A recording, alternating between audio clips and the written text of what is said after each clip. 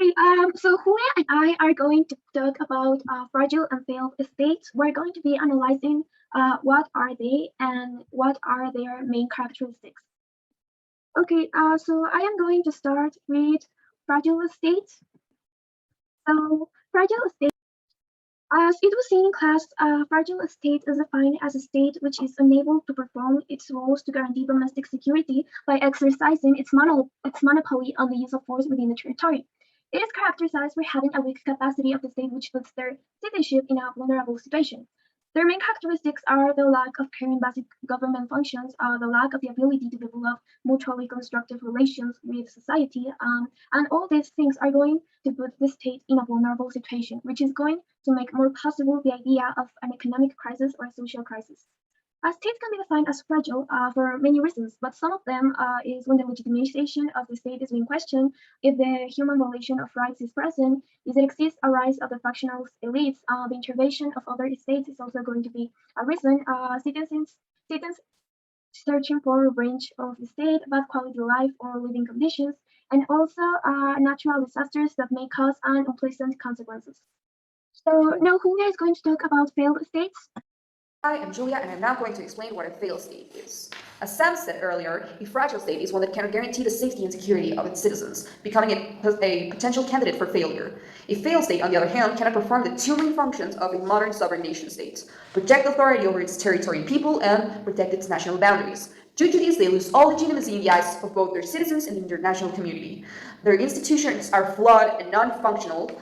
They have crumbling infrastructures, which impedes them from providing minimal basic public services such as education and health, which results in deteriorating human development indicators such as high infant mortality rate and low literacy rates. They also, just as with fragile states, they cannot maintain a monopoly on the legitimate use of violence as well as minimize internal conflict. They cannot formulate or implement public policies which could help them build infrastructure and deliver services, as well as create more equitable economic policies. They also cannot provide for representation and political empowerment of its citizens. And they cannot protect their civil liberties and human rights. So now we're going to talk a little bit of the implications for the international community. Okay, so implications of failed or fragile states in the international community usually are going to depend on the context of the state. Also, these implications for the international community are most of the time going to be reflected in the neighbor countries, like not on the other side of the world.